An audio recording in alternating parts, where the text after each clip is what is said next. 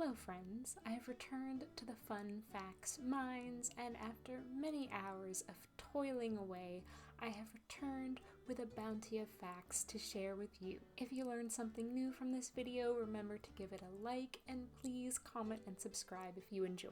Alright, let's spelunk straight into these facts. You might be aware that Curse of Blackmore Manor loves a good 1960s pop culture reference, most of which are peppered through Lulu the Parrot's dialogue, much like how a dish of bangers and mash is seasoned. For example, in my previous fun fact video, I mentioned how one of the songs Lulu sings is a reference to a 1960s singer, but not all these retro references come from Lulu.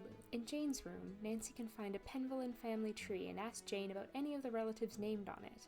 One of these relatives is called Mary Ann, who, according to Jane, she got shipwrecked on this deserted island with a whole bunch of yahoos, and they wrote a story about it. This is a reference to the TV show Gilligan's Island, which ran from 1963 to 1967. But that's not all. Curse of Blackmore Manor contains an even deeper cut reference to a 1960s movie which is embedded in the very plot of the game itself.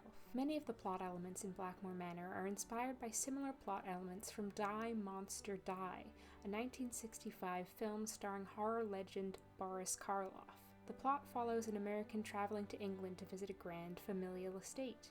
There's a character who speaks from behind a bed curtain due to a mysterious illness. One of the main characters is named Letitia, which is also Mrs. Drake's first name. The protagonist and his fiancée are terrorized by a cloaked figure and mysterious noises in the night. There's a greenhouse, which grows abnormally large plants, and a meteorite, which is central to the unraveling of the plot. In M's Emporium and Ghost Dogs of Moon Lake, you can see a poster by the door for M. Benson Aviation. Millie gets you there, it says. This poster is a reference to Mildred Millie Benson, one of the first ghostwriters for the Nancy Drew series, and an avid pilot in her spare time. Millie died in May 2002, while Ghost Dogs of Moon Lake was released in November 2002, so this was likely intended as a memorial tribute to her. The release of Midnight in Salem in 2019 marked a new era for the Nancy Drew games, and with this new era came a new voice actress for Nancy, Brittany Cox. But did you know that Cox's husband was also involved in the creation of Midnight in Salem? We're a team in real life, and so to be a team in the Nancy Drew universe just felt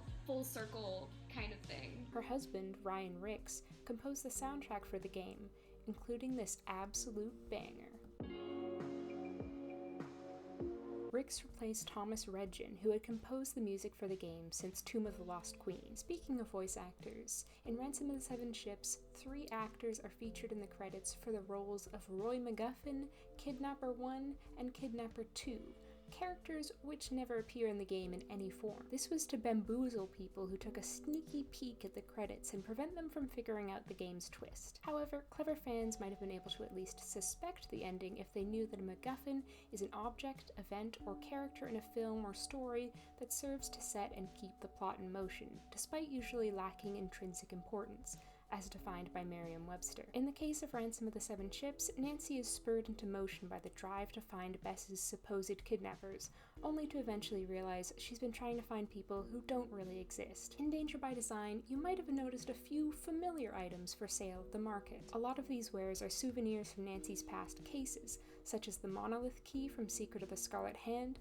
and Spook No. 10's arm from the Haunted Carousel. Another area full of references to other Nancy Drew games is Mel's room in Warnings at Waverly Academy. There's a doll similar to those featured in Last Train to Blue Moon Canyon, a scarlet hand on the chest of drawers similar to those left by the culprit in Secret of the Scarlet Hand, and a poster of Creepy's Corner from Secret of the Old Clock.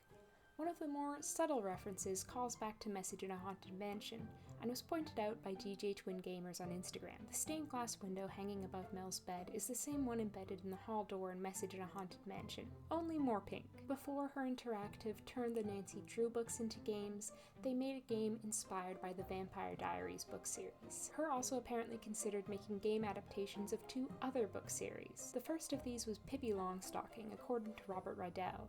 her Interactive's former executive producer. Pippi Longstocking is a series of Swedish books following a precocious little girl with superhuman strength and her pet horse and monkey. The second literary adaptation was actually announced in a 1997 issue of GamePro magazine, but never came to fruition. That was Sweet Valley High, a young adult book series following a pair of identical twin girls. One of the puzzles in Warnings at Waverly Academy has Nancy rebuilding a giant wooden map of the United States, mentioned significantly in the journal of Rita Hallowell, one of the school's founders. However, 11 of these states did not yet exist in Rita Hallowell's lifetime: Arizona, Colorado, Idaho, Montana, New Mexico, South Dakota, Oklahoma, North Dakota, Utah, Washington, and Wyoming. Many pieces of classic art in the games are inspired by or basically carbon copies of real paintings. For instance, Francis Humber's portrait in Secret of Shadow Ranch is based on William Holman Hunt's gorgeous painting of his wife, Fanny Holman Hunt,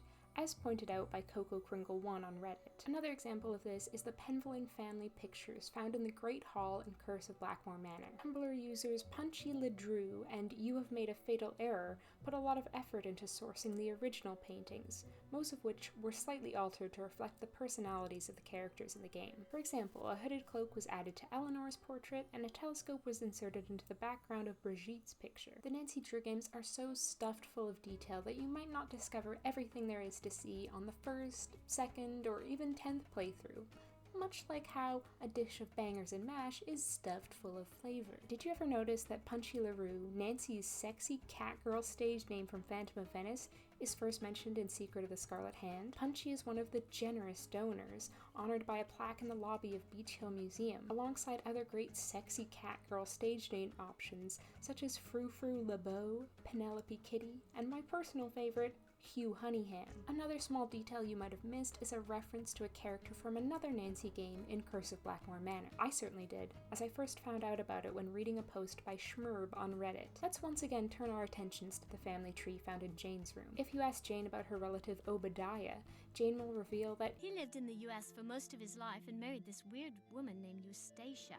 She's still alive and sometimes calls us. She's totally creepy. although unconfirmed, to my mind this is a pretty obvious reference to Eustacia Andropov, the widow of one of Harry Houdini's cousins who Nancy can phone in the final scene and Ghost Dogs of Moon Lake. Recently, Instagram user Chaz vs. Jazz posted an interesting article written by Millie Benson, published in the Toledo Blade in 1999. Millie mentioned she was sent a copy of the first Nancy Drew game to play by her Interactive. Of most interest to me is the original price for Secrets Can Kill that she quotes in her article. Today, the Nancy Drew games range from $7 US to $22 US on Steam, but in 1999, Secrets Can Kill retailed for $40, plus a $7 shipping charge because it wasn't sold in stores. That's about $70 in today's money. For context, Final Fantasy VII, which was released in 1999, cost $50 at launch. I also would like to point out that an average playthrough of Final Fantasy VII is around 50 hours long, but Secrets Can Kill can be completed in roughly 3 hours, and that's if you're really taking your time. Shadow at the Water's Edge is often referred to as the scariest Nancy Drew game. Set in Japan, it takes inspiration from Japanese horror movies such as Ring, remade in America as The Ring in 2002. You can see this inspiration clearly in the design of the game's ghost, which resembles Sadako from Ring. There is a less overt reference to Ring, which could easily be missed in the schoolwork Nancy has to grade. The student bio for Sakura reads, interests? Enjoys playing by seaside cliffs, very interested in wells. In both versions of Ring, the main ghost is killed and left inside a well, and in the American version, Samura's mother died by jumping off a seaside cliff. There is another reference to J-Horror and Shadow at the Water's Edge found in Savannah Woodham's book. The chapter following the one about the Ryokan Hiei is about Centralia, Pennsylvania. Centralia is a small town which was abandoned by all but a handful of its residents after a fire started in the coal mines under the town. Centralia supposedly partly inspired the Japanese horror game Silent Hill, or at the very least the American movie adaptation of the game. Lonnie Minella, the original voice of Nancy, is known for being a prolific voice actor. One of her most famous voice roles, apart from Nancy, is Rouge the Bat in various Sonic the Hedgehog games. However, she's not the only Nancy Drew voice actor who had a starring role in the Sonic the Hedgehog franchise. Ryan Drummond, who played Rick Arlen in Stay Tuned for Danger, is best known for being the original voice actor of Sonic the Hedgehog himself. A small detail about the original game menu screen was pointed out by Senor Lizardo on Reddit. A lot of the icons seen beside the different game options match the symbols from Marie Antoinette's journal, as seen in Treasure in the Royal Tower. Here's another Easter egg you might have missed, this time from Labyrinth of Lies. In Melina's office, Nancy can find a list of former employees of the Phidias Cultural Center. One of these names is Chloe Katsoros, which is an alias of sneaky super spy Samantha Quick. The next fun fact is courtesy of the font of wisdom Nancy Drew Times on Instagram. In Fango's office in Phantom of Venice, Nancy can look at one of his diplomas framed on the wall. The diploma is signed with 4 familiar names: Lewis Chandler, Taylor Sinclair, Andy Jason, and Tammy Burns, which is apparently Minette's real name. All 4 are former culprits in previous Nancy Drew games. A lot of assets from Tomb of the Lost Queen were reused in Ghost of Thornton Hall. For example, Abdullah and Harper Thornton have a lot of the same animations, as observed by user Reading Is My Escapism on Reddit. Less noticeable is Lily's appearance in Ghost of Thornton Hall. One of the ghost sightings in the game can randomly trigger when Nancy walks into the main room downstairs in Thornton Hall. It's a blurry, vague sighting of a figure, as if seen through a ghostly veil. If you pay close attention, however, you might notice that the ghost looks very much like the character model for Lily in Tomb of the Lost Queen. Mobile Mystery Shadow Ranch, the app game inspired by Secret of Shadow Ranch, is a piece of media that is now lost to time, a fact which greatly saddens me personally. Shadow Ranch, the first game in the new Nancy Drew mobile mystery series.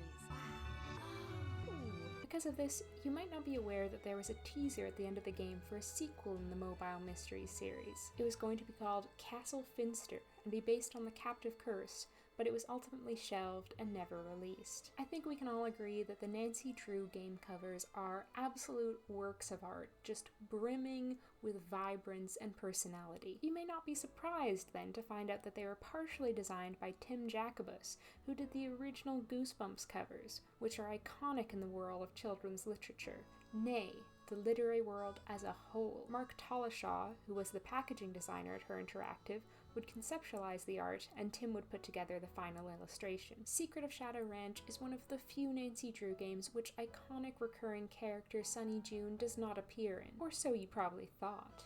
If you look at the maps in Shorty's desk, you might notice a familiar landmark, Sunny June Ridge. A Her Interactive deep cut was recently found in Secrets Can Kill by Liberty Writer on Reddit. On the magazine rack in the school library, there are 2 magazines I want to draw your attention to: Carly and Kim. These are references to 2 playable characters in Her Interactive's first title, dating game Mackenzie & Co. Okay, I think those are enough fun facts for today. I'm resurfacing from the mines. If you had fun with these facts, remember to like, comment, and subscribe.